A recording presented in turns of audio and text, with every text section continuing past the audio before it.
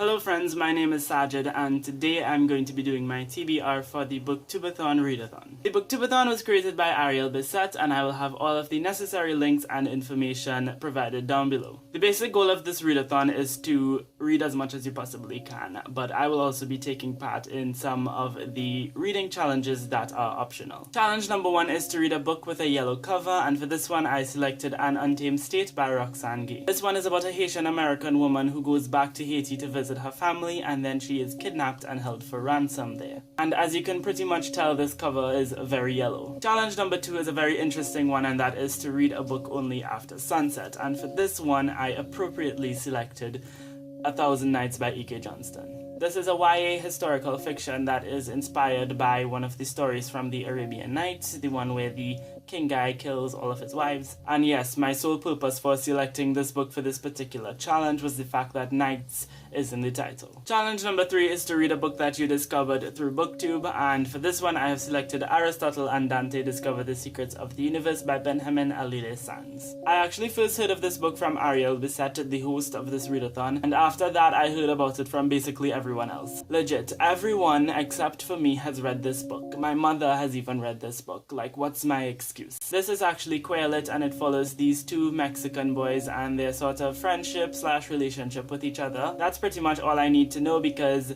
the diversity, the intersectionality, I am here for that. Challenge number 4 is to read a book by one of your favorite authors, and for this one I'm actually doubling up with An Untamed State by Roxane Gay. So Gay is actually the author of Bad Feminist, which is a non-fiction collection of essays that I read last year and really enjoy. I basically use that book as my Bible. As an author, I really love her writing and the way that she talks about certain issues and topics. And I just like her as a person. Like, she is just a very awesome person. She's that kind of person you just want to be friends with. This is her first published novel, and I am very excited to see how her writing and her perspectives translate into fiction. The next challenge is to read a book that is older than you, and for this one I have selected Miguel Street by V.S. Naipaul. This book is actually my mother's age, and yes, my mother is older than me, in case some of you was wondering. But this book is actually set in Trinidad and written by a Trinidadian author, and I haven't read much books set in my own country, which is kind of shameful, but you know. And I actually think that I have to read this for a course that I'm taking next year, so if I do have to read it then that's great, because I'll be killing 2 birds with 1 stone. Hey. Challenge number 6 is to read and watch a book-to-movie adaptation, and for this one I have selected 2 books actually, Alice's Adventures in Wonderland and Through the Looking Glass by Lewis Carroll, which is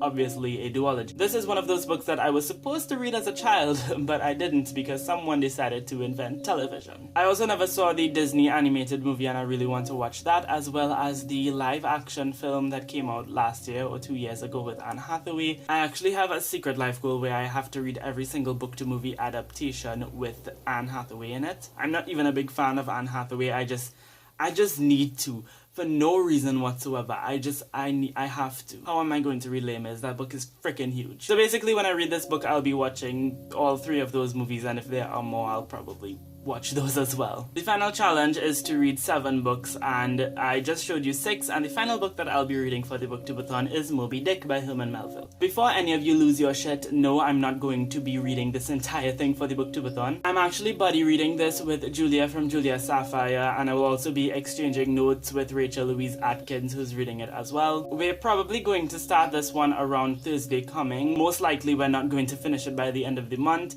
and that's why I'm including it in my BOOKTUBEATHON TBR. I hope that during the BOOKTUBEATHON I still manage to read like at least 10 to 15 chapters. I don't exactly know how this book will be for me, so I can't say for sure, but I don't want to neglect this thing for an entire week just because of the BOOKTUBEATHON, so I will be including it instead. So that is it for my BOOKTUBEATHON TBR. Definitely stay tuned to my channel because I will be taking part in the video challenges, and I'm not sure if I'll be doing daily updates or a wrap-up or like a vlog thing, but I'll be doing something of that sort. So if you are interested, then stick around for that. In the comments down below, let me know some of the books you're reading for the BOOKTUBEATHON if you're taking part, and please feel free to share your thoughts on any of these books that I talked about today if you've read them. That's going to be it for this video. I hope you have fun. Good luck in the BOOKTUBEATHON and good luck with your reading this month. I hope you have a lovely day, and until next time, inshallah, keep reading.